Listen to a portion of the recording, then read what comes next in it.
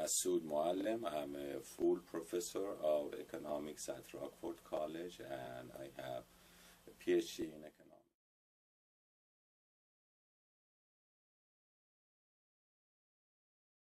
Anything of value that is produced by agriculture or extracted from the ground is considered as commodity. They are usually used to produce other goods.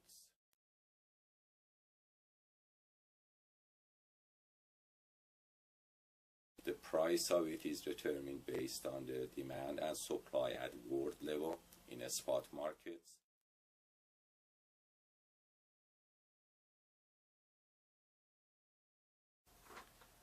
Well, that's up to the gas stations actually, and the oil companies. Basically, when you think about it, when the spot price in the oil market changes, the oil companies usually be talking about a 30-day supply they already have on hand that they have bought it at the previous price.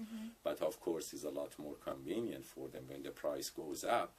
They will actually run up their prices in order to account for what they have to replace that inventory.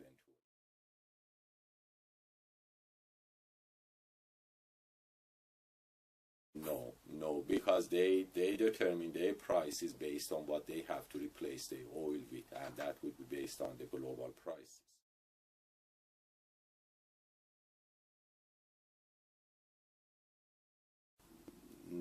Not necessarily. Again, a part of the inflation is due to the change in the price of the commodities, oil and agricultural commodities basically. So actually oil prices are more determined based on, like I said, the demand and supply for oil.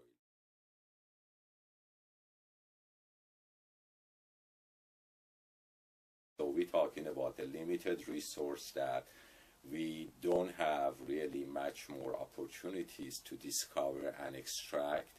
So it's not that we'll be able to produce it in any other places unless we have new technologies and we can extract oil from deep ocean, or we can extract the oil that is basically underneath the ANWR, the Alaskan National Wildlife, and other places like that.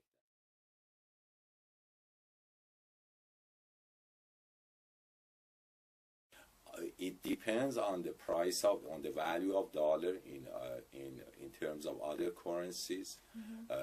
Whenever the value of dollar goes down, the price of oil for us goes up, basically. And oil is priced in dollar terms, actually, in the international markets, basically. And the value of dollar has some to do with the changes in the price of oil.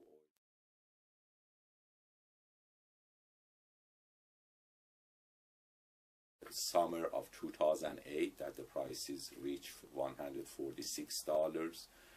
There was some talk that some hedge funds actually they had something to do with that by buying in the futures market and speculating the price, speculating on the oil futures. But there hasn't been any investigations, and I don't have first-hand knowledge myself to tell you the exact thing that is going on with the investors and the oil prices.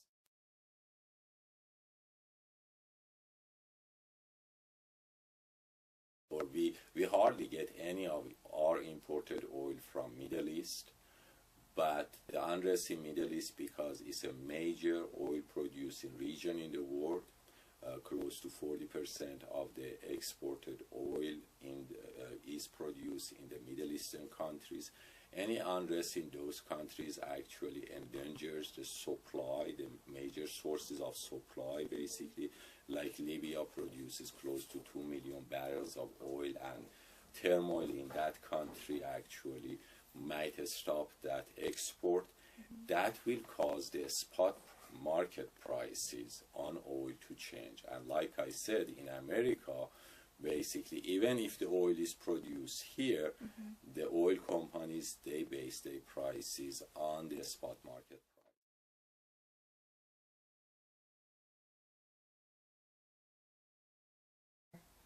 Well, that's a $60,000 question. It depends on further turmoil in Middle East, basically, and a lot of the investors' speculations. Hopefully, we have reached the highest price actually, because the price is right around where it was at the highest level in the summer of 2008 right now, and hopefully we don't go over that.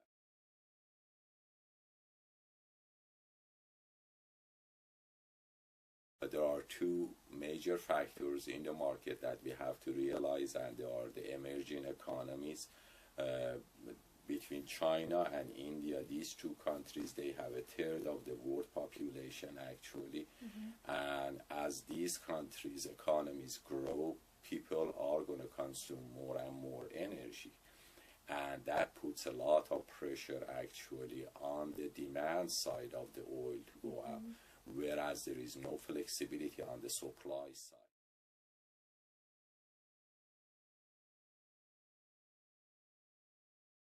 I'm hoping that we have reached the peak, because we are right around basically the threshold of consumers' comfort zone.